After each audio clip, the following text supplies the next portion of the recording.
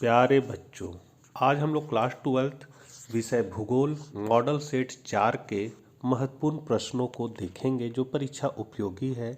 इसके पहले मैंने विभिन्न विषयों के मॉडल प्रश्न पत्र के उत्तर आप लोगों को बताया है, जो चैनल के प्लेलिस्ट में आपको मिल जाएगा। चैनल पर पहली बार है तो जरूर सब्सक्राइब कर ले और ज़रूरतमंदों को यह वीडियो जरूर शेयर करें। तो चलिए हम लोग आज कुछ नया सीखते हैं।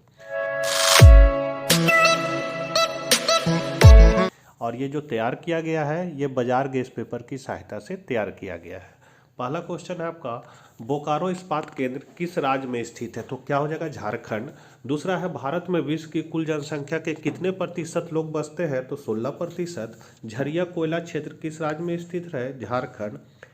तेलंगाना राज्य की राजधानी क्या है? हैदराबाद। 2011 जनगणना के अनुसार किस राज्य का जनघनत्व सबसे अधिक है? तो बिहार। जमशेदपुर किस प्रकार का नगर है? तो औद्योगिक। सुंदरवन किस राज्य में स्थित है? पश्चिम बंगाल। हरित क्रांति संबंधित है खाद्यान्न उत्पादन से। कौन राज्य चीन की सीमा पर स्थित है? अरुणाचल प्रदेश। केंद्र सरकार द्वारा चलाई गई हरियाली प्रोजेक्ट संबंधित है तो जल संरक्षण से। नौरपतन किस राज्य में स्थित है? तमिलनाडु। अम्लीय वर्षा का कारण कौन है? तो वायु प्रदूषण। निम्नलिखित में से कौन पेय फसल है? तो चाय और कॉफी दोनों है, इसलिए तीसरा ऑप्शन। भारत में पूर्ण जनगणना पहली बार कब हुई थी? तो 1881 में। 2011 की जनगणना के अनुसार भारत का जनघनत्व है तो 382 व्यक्ति प्रति वर्ग किलोमीटर। किस राज्य में साक्षरता दर सबसे अधिक है? केरल। उत्तर अटलांटिक मार्ग जोड़ता है तो उत्तर अमेरिका को यूरोप से। भारत में नगरीय आबादी है 31%। संभववाद अवधारणा में किस घटक को महत्वपूर्ण माना गया है? तो मानवीय घटक। रांची किस राज्य की राजधानी है? झारखंड। वाल्मीकि नगर टाइगर रिजर्व कहाँ स्थित है? बिहार। किस नगर को दक्षिण भारत का मैनचेस्टर कहा जाता है? तो कोयम्बटूर। बोकारो इस्पात केंद्र है तो सार्वजनिक क्षेत्र का। हार्टिकल्चर संबंधित है तो ये है फल एवं सब्जी से। उत्तर भारत में सिंचाई का मुख्य स्रोत क्या है? नहर। निम्नलिखित में कौन बागानी फसल नहीं है? तो मक्का। निम्नलिखित में कौन परंपरागत ऊर्जा का स्रोत है? तो उपरोक्त सभी। धारावी मलिन बस्ती किस नगर में स्थित है? तो मुंबई। बिंग इंच पाइपलाइन परिवाहित करता है तो पेट्रोलियम। भारत एक सदस्य है किसका? तो साप्टा का। विश्व व्यापार संगठन का मुख्यालय कहाँ स्थित है? जेनेवा में। पर्वतीय प्रदेशों में किस प्रतिरूप का अधिवास पाया जाता है? तो सीढ़ी नुमा। निम्नलिखित आर्थिक क्रियाओं में कौन ग्रामीण अधिवासों में संबंधित है? तो प्राथमिक। निम्नलिखित में कौन सांस्कृतिक नगर है? ओसाका। निम्नलिखित में कौन औद्योगिक नगर है? तो जमशेदपुर। ये थे आपके 35 ऑब्जेक्टिव क्वेश्चन जो आपको OMR पर देने हैं। अब उत्तर पुस्तिका में जो देना है वो इम्पोर्टेंट क्वेश्चन है। लिंगानुपात ज्ञात करने का सूत्र लिखे। तो लिंगानुपात बराबर स्त्रियों की संख्या भागा पुरुषों की संख्या गुने 100 हो जाएगा। दूसरा क्वेश्चन है, विश्व के विकासशील राष्ट्रों में खनन कार्य सफलतापूर्वक क्यों संचालित हो रहा है? तो इसका आंसर हो जाएगा क्योंकि विश्व में विकासशील राष्ट्रों में पर्याप्त संख्या में सस्ते खनन श्रमिक आसानी से उपलब्ध हो जाते हैं, जिसके कारण खनन कार्य में इन देशों को कम श्रम मूल्य व्यय करना पड़ता है। दूसरा है, किन्हीं दो निर्माण उद्योगों के उदाहरण दीजिए। तो लोहा इस्पात उद्योग और पेट्रो रसायन उद्योग। वर्तमान समय में किन सेवाओं का विकसित देशों से बाह्य संगठन किया जा रहा है? किन्हीं दो का नाम लिखिए। तो जगह सूचना प्रौद्योगिकी और ग्राहक सहायता सेवा। स्थानांतरित कृषि क्या है? तो यह एक आदिकालीन जीवन निर्वाह कृषि है जिसमें वनों को जलाकर आवश्यक खेत तैयार कर 3 से 5 वर्षों तक उस पर खेती की जाती है जब तक कि उसकी उर्वरता कायम रहती है।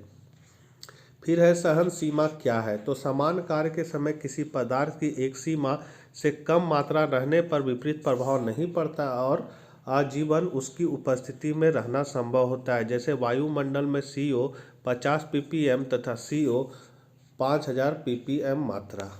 व्यापार संतुलन क्या है? तो आयात और निर्यात तो व्यापार के दो मुख्य पक्ष हैं। इसकी वृद्धि आर्थिक विकास का परिचायक होती है तथा इसके बीच का अंतर ही व्यापार संतुलन कहलाता है। इस संदर्भ में अधिक निर्यात देश के आर्थिक विकास एवं दृढ़ता को प्रदर्शित करता है, जबकि आयात की अधिकता आर्थिक पिछड़ापन को प्रदर्शित करती है।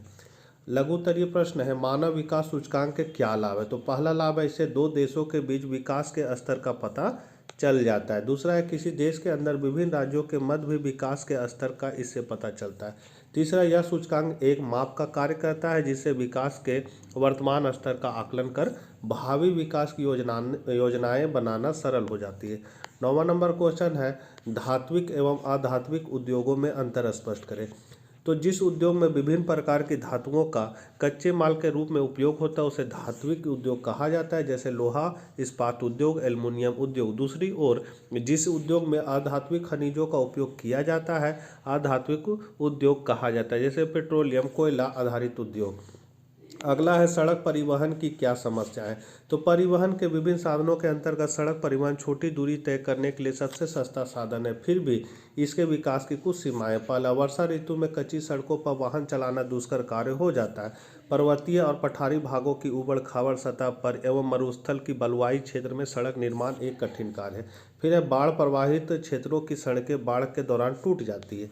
अगला है विश्व व्यापार संगठन के प्रमुख कार्य क्या है। तो पहल 1995 में गैट का नाम बदलकर विश्व व्यापार संगठन, जिसको हम लोग WTO शॉर्ट में कहेंगे, किया गया, जिसका प्रमुख कार्य क्या है। तो पहला, विश्व के विभिन्न देशों के मध्य व्यापार के वैश्विक नियमों को यह लागू करवाता है। दूसरा, वैश्विक व्यापार के लिए यह नियम निर्धारित करता है। तीसरा, यह संगठन सदस्य देशों के मध्य व्यापारिक विवादों का निपटारा करता है। और चौथा है यह दूरसंचार तथा बैंकिंग जैसी सेवाएं तथा बौद्धिक संपदा अधिकार के व्यापार को भी नियंत्रित करता है। 12वां नंबर क्वेश्चन है औद्योगिक नगर और व्यापारिक नगर में अंतर कीजिए। तो जब किसी नगर में उद्योगों का विकास होता है अथवा किसी उद्योग विशेष के कारण जब नगर का जन्म होता है तो उसे औद्योगिक नगर कहा जाता है, जैसे जमशेदपुर, राउरकेला, कानपुर, सूरत इत्यादि। जब कोई नगर मुख्य रूप से वस्तुएं खरीद कर उनका संग्रह करता है और फिर उन्हें बेचता है या निर्यात करता है तब ऐसे नगर को व्यापारिक नगर कहा जाता है। इस दृष्टि से भारत का हर विकसित पतन व्यापारिक नगर है, जैसे मुंबई, कोलकाता, चेन्नई इत्यादि। 13 है भारत में जल संसाधन का संरक्षण समय की आवश्यकता है, क्यों। तो जलाभाव और जल प्रदूषण दो गंभीर समस्याएं जल संसाधन से संबंधित है। देश में जल संसाधन का विशाल भंडार भी है, फिर भी देश की विशाल जनसंख्या एवं इसमें निरंतर वृद्धि के कारण यह पर्याप्त नहीं है। आज भी कई क्षेत्रों में पानी की आपूर्ति सही नहीं है तथा प्रति व्यक्ति प्रतिदिन जल की उपलब्धता निरंतर घटती जा रही है। साथ ही मानसूनी प्रकृति होने के कारण वर्षा कभी ज़्यादा होती है तो कभी कम, इसी तरह इसका वितरण भी एक समान नहीं है। बढ़ते उद्योग एवं बढ़ती जनसंख्या के लिए जल की मांग निरंतर बढ़ती जा रही है, जबकि जल निरंतर प्रदूषित भी होता जा रहा था। भविष्य को देखते हुए जल संसाधन का संरक्षण नितांत आवश्यक है। अगला, वैश्वीकरण ने भारत को लाभ पहुंचाया है, कैसे। तो 1991 की नई औद्योगिक नीति में अपनाई गई वैश्वीकरण की नीति से भारत को कई लाभ हुए हैं जो निम्नलिखित है। पहला, भारत के विदेशी मुद्रा भंडार में वृद्धि हुई। 1991 में यह मात्र 1 अरब डॉलर था जो 2007 में बढ़कर लगभग 200 अरब डॉलर हो गया। 31 मार्च 2011 को भारत का विदेशी मुद्रा भंडार 303.48 अरब डॉलर तक पहुंच गया। दूसरा है निर्यात में आशातीत वृद्धि से विदेशी ऋण में कमी आई है। फिर है भारत पर अंतर्राष्ट्रीय समुदाय का विश्वास बढ़ा है। अगला है भारत के घरेलू उद्योग विदेशी उत्पादकों के लिए प्रतिस्पर्धा कर रहे हैं। फिर रुपए को चालू खाते पर पूरी तरह परिवर्तनीय बनाया गया है।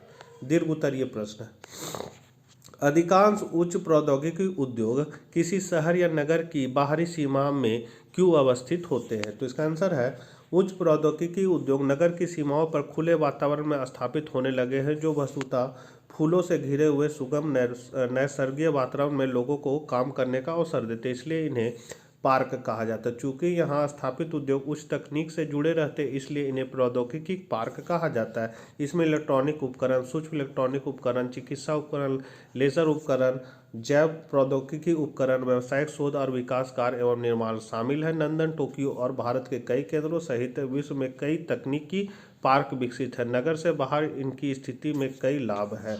पहला, तो शहर के बाहरी क्षेत्रों में सस्ती जमीन मिल जाती है, एक मंजिला मकान बनाकर काम आरंभ किया जाता है तथा आवश्यकतानुसार इसका क्षैतिज अथवा लंबवत विस्तार करना संभव होता है। प्रतिष्ठान के चारों ओर पर्याप्त खुली जगह मिल जाने से स्वच्छ वातावरण उपलब्ध होता है।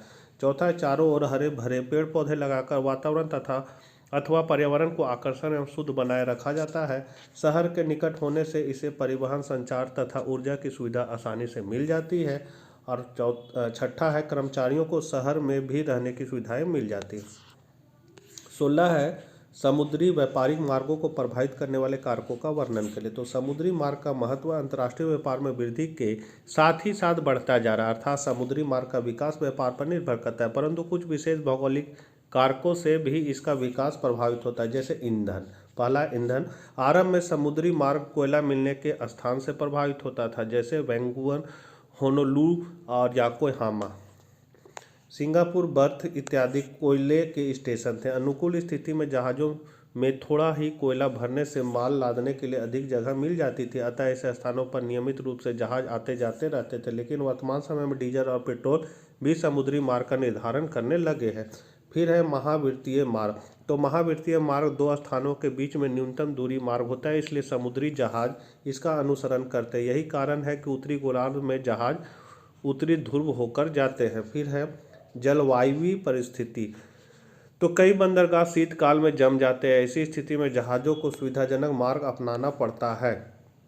इसी कारण शीतकाल में सेंट लॉरेंस नदी के जम जाने पर जहाज दक्षिणी बंदरगाह की ओर जाते हैं। इसी प्रकार ग्रैंड बैंक का कुहरामय वातावरण अटलांटिक क्षेत्र का सबसे खतरनाक क्षेत्र है, फलतः समुद्री जहाज इसका परित्याग कर चलते हैं। फिर है प्रचलित पवन।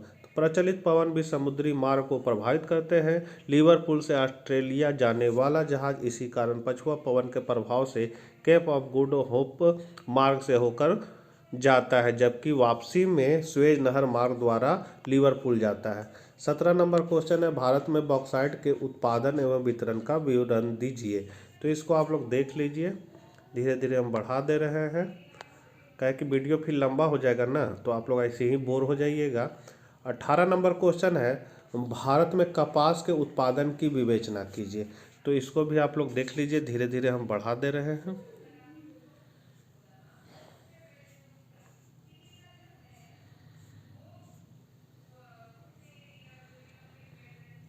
ज़्यादा लंबा आंसर नहीं दिए हैं, आराम से आप लोग इसको याद कर सकते हैं। और लास्ट क्वेश्चन है, दिए गए भारत के रेखा मानचित्र के निम्नलिखित तेल शोधन कारखानों को दर्शाए। तो है जामनगर, मथुरा, कोयली और बरौनी। तो आप इस ग्राफ को देख लीजिए और इसी के आधार पर आप उसको दर्शा दीजिए। देखिए यहाँ सब बता दिए, मथुरा, बरौनी, कोयली कहाँ कहाँ है।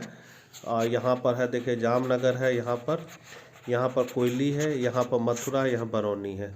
तो इसको आप लोग देख लीजिए बढ़िया से। तो ये थे भूगोल के लिए महत्वपूर्ण क्वेश्चन।